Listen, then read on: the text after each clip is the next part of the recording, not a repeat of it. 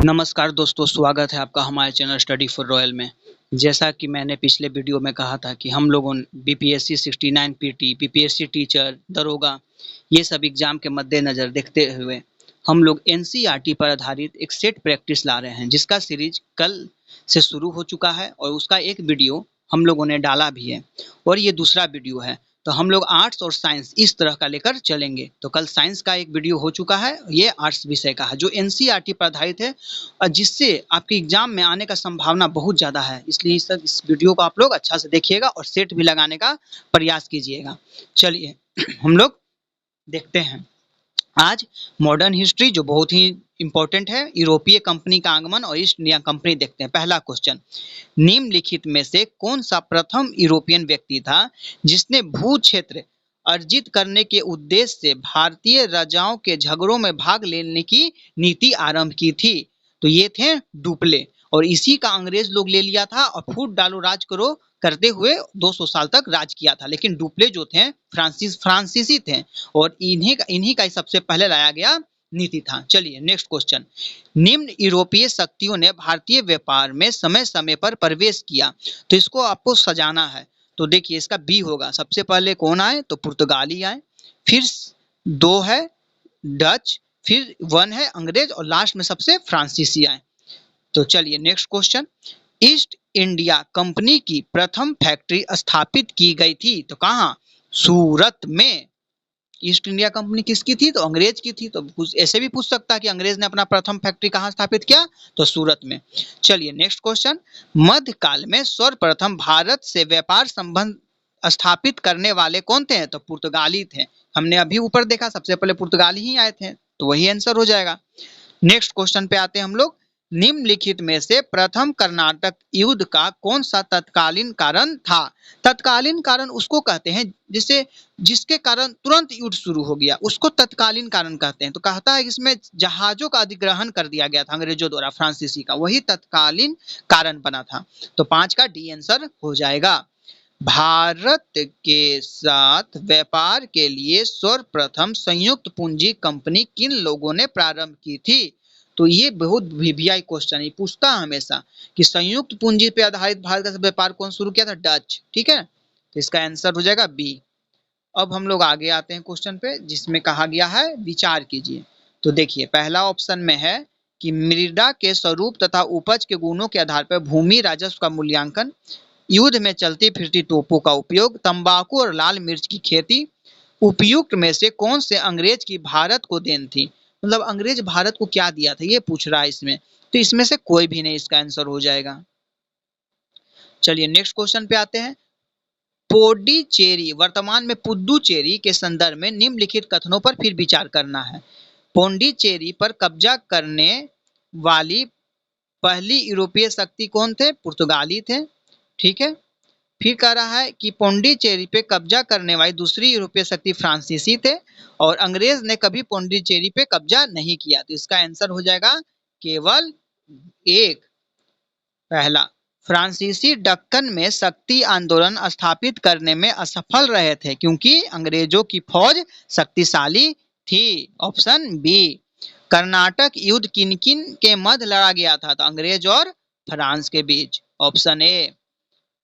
पुर्तगाल उपनिवेश का प्रथम वायसराय भारत में कौन हुआ था?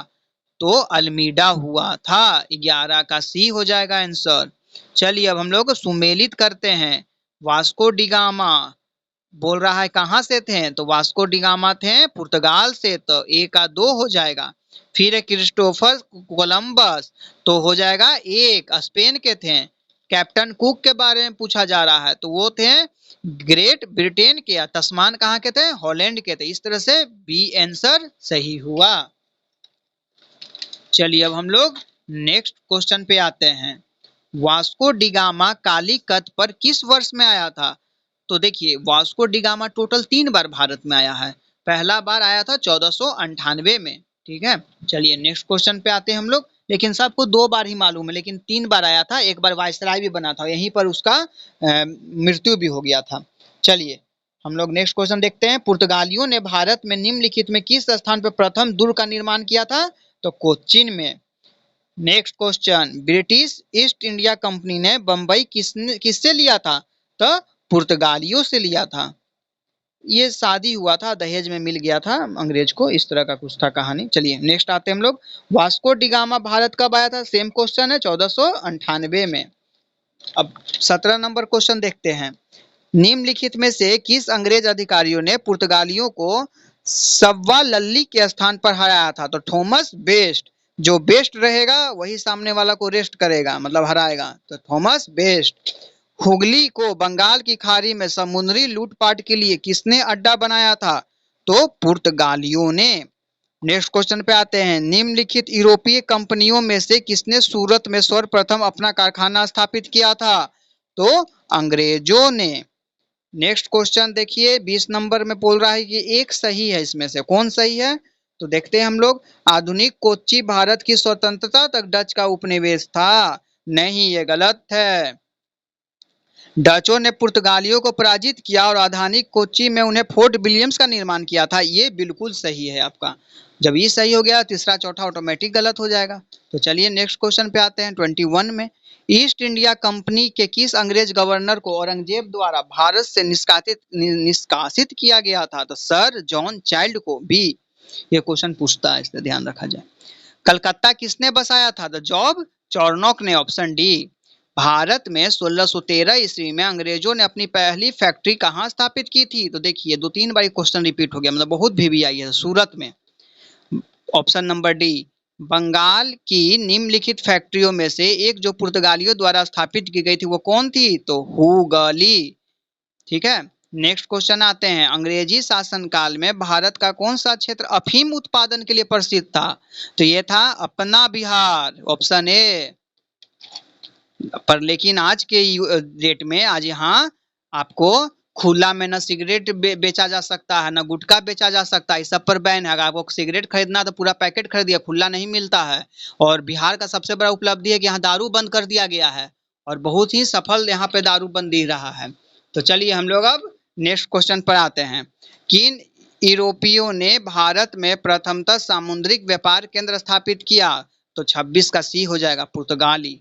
अब देखिए पूछ रहा है ना, इसमें बहुत ध्यान से देखिएगा, कौन सा कथन सही नहीं है यूरोपीय शक्ति के बारे में, है और नहीं है, इसमें बहुत कंफ्यूजन होता है। तो देखिए ऑप्शन नंबर ए बोल रहा है पुर्तगालियों ने 1499 में गोवा पर कब्जा किया था, यही कथन सही नहीं है। बाकी सब सही है। अंग्रेजों ने अपना पहला कारखाना, सब जानते हैं, सूरत में खोला था, लेकिन दक्षिण भारत में यहाँ पूछ रहा है तो हो जाएगा मुसलीपट्टनम है, गलती से मछलीपट्टनम लिखा गया है, होगा मुसलीपट्टनम। सी नंबर में कह रहा है कि 1633 में उड़ीसा में पहला कारखाना खोला अंग्रेज लोग, तो ये भी सही है। और डुप्ले के नेतृत्व में फ्रांसीसी ने 1746 में मद्रास पर कब्जा कर लिया था, ये भी सही है। तो कौन गलत हुआ? 27 का ए।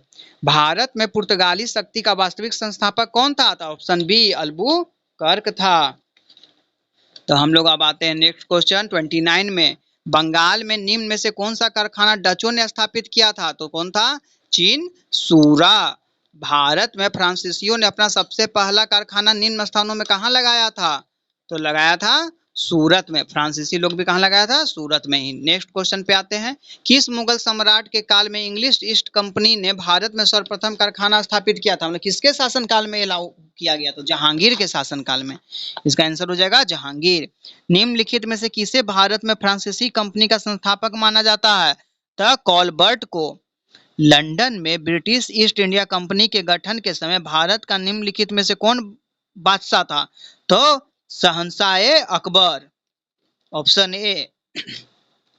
निम्नलिखित में से कौन कलकत्ता का संस्थापक था? तो जॉब चौरनॉक। उस क्षेत्र की पहचान कीजिए जहां यूरोप वासियों को सर्वोत्तम सोरा और अफीम प्राप्त होता था। तो हमने बताया कि उस समय बिहार में ये सब होता था, लेकिन आज बिहार में ये सब चीज बंद है। 18वें शतक में यानी शताब्दी में भारत में लड़े गए युद्धों का सही कालानुक्रम कौन सा है? तो ऑप्शन नंबर बी, पहले अंबर का युद्ध हुआ, फिर पलासी, फिर वांडीवास, फिर बक्सर। ठीक है, एपी भीबी। नेक्स्ट, किस गवर्नर के कार्यकाल में ईस्ट इंडिया कंपनी को शहंशाह शाह आलम द्वारा बंगाल, बिहार तथा उड़ीसा की दीवानी प्राप्त हुई थी? तो लॉर्ड क्लाइव के द्वारा, ऑप्शन नंबर ए। अब आते हैं हम लोग 38 क्वेश्चन पे। इलाहाबाद की संधि के बाद रॉबर्ट क्लाइव ने मुर्शिदाबाद का उप दीवान किसे बनाया था? तो मोहम्मद रजा खान को, ऑप्शन नंबर ए। निम्नलिखित में से कौन सा युद्ध था जिसने भारत में ब्रिटिश प्रभुत्व को प्रारंभ किया? तो वो था प्लासी का युद्ध, option number B. Sirajuddaula Lord Clive द्वारा परास्त हुआ था किस युद्ध में? तो प्लासी के युद्ध में, ऑप्शन नंबर ए। अब सही सुमेलित बोल रहा है कौन है इसमें?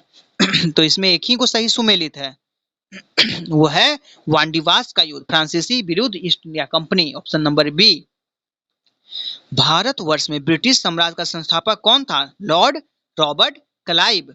सन 1765 में ईस्ट इंडिया कंपनी को बंगाल की दीवानी किसने प्रदान की थी? ऑप्शन नंबर बी हो जाएगा, मुगल सम्राट ने। निम्नलिखित में से जिस एक शासक ने ईस्ट इंडिया कंपनी को दीवानी प्रदान की थी वह था शाह आलम द्वितीय, option number C. Next question देखते हैं हम लोग। वर्ष 1765 ईस्वी में दीवानी प्रदान किए जाने के बाद ब्रिटिश सबसे पहले निम्नलिखित में किस पर्वतीय जनजाति के संपर्क में आए थे? बहुत अच्छा क्वेश्चन है ये। तो देखिए इसका आंसर क्या हो जाता है, इसका आंसर है ऑप्शन नंबर बी, खासी जनजाति, ध्यान रखिएगा। सम्राट शाह आलम द्वितीय ने ईस्ट इंडिया कंपनी को बंगाल, उड़ीसा और बिहार की दीवानी कब दी थी? तो 12 अगस्त 1765 में। यहाँ पे डबल 1 गलती से लिखा गया, 1765 होगा। तो चलिए हम लोग अब नेक्स्ट क्वेश्चन देखते हैं। ऑप्शन इसका हो जाएगा, क्वेश्चन है 47। क्या है? इंग्लैंड की ईस्ट इंडिया कंपनी को भारत में प्रथम निर्णायक सैन्य सफलता मानी जाती है किसको? ऑप्शन नंबर ए, बक्सर का युद्ध। मतलब उसके प्रथम था निर्णायक ये युद्ध। तो ये बहुत वीवीआई क्वेश्चन हमेशा पूछता है, इसलिए इसको बक्सर का युद्ध ही टिक मारिएगा, पलासी नहीं, बक्सर।